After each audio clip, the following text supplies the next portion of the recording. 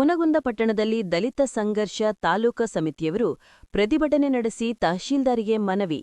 ಸಚಿವ ಆರ್.ಬಿ. ತಿಮ್ಮಾಪುರ್ ವಿರುದ್ಧ ಆರೋಪ ಕೈಬಿಡದಿದ್ದರೆ ಉಗ್ರ ಹೋರಾಟ.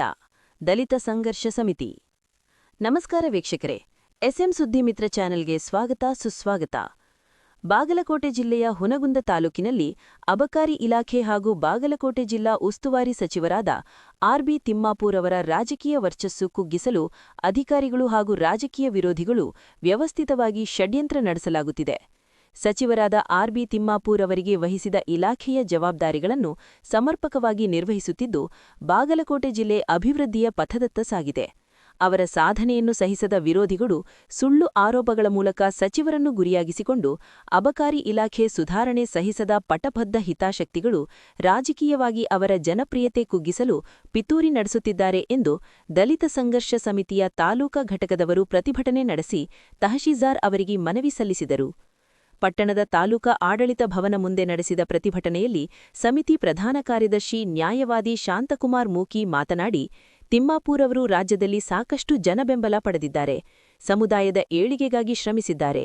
ಕೆಲವರು ಅವರನ್ನು ಹಗರಣದಲ್ಲಿ ಸಿಲುಕಿಸುವ ಯತ್ನ ನಡೆಸಿದ್ದಾರೆ ಎಂದು ದೂರಿದರು ಮತ್ತು ಆಕ್ರೋಶವನ್ನು ವ್ಯಕ್ತಪಡಿಸಿದ್ದರು. ಪ್ರತಿಭಟನೆಯಲ್ಲಿ ಮುಖಂಡ ಸಿದ್ದಪ್ಪ ಮಾದರ, ಮಲ್ಲು ಕಮರಿ, ಚಂದಪ್ಪ ಸೇಬನ್ನವರ, ವಿನೋದ್ ಸಂಧಿಮನಿ, ದುರ್ಗಪ್ಪ ಇದ್ಲಗಿ, ಪರಸಪ್ಪ ಮೂಕಿ, ಮಾರುತಿ ಧನೂರು, ಯಮುನಪ್ಪ ಮಾದರ, ಹನುಮಂತ ಕಡಿಮನಿ, ಪರಸಪ್ಪ ನಾಗೂರ್, ದುರ್ಗೇಶ್ ಕರಡಿ ಸಮಾಜದ ಮುಖಂಡರು ಭಾಗಿಯಾಗಿದ್ದರು. ವರದಿ ಸಂಗಮೇಶ್ ಅಮರಗೋಳ.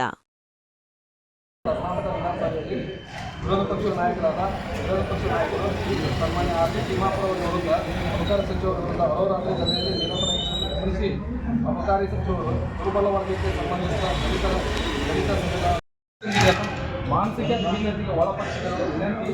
ಈ ರೀತಿ ಸ್ವತಂತ್ರಗಳಿಗೆ ಮುಂದುವರೆದೇ ಆದಲ್ಲಿ ಮುಂದಿನ ದಿನಮಾನಗಳಲ್ಲಿ ರಾಜ್ಯಾದ್ಯಂತ ದಲಿತ ಬಂಧುಗಳು, ವಿರೋಧಿಗಳು ಹಾಗೂ ಷಡ್ಯಂತ್ರ ಮಾಡೋಣ ವಿರುದ್ಧ ತಕ್ಕ ಉತ್ತರ ನೀಡಬೇಕಾಗುತ್ತದೆ.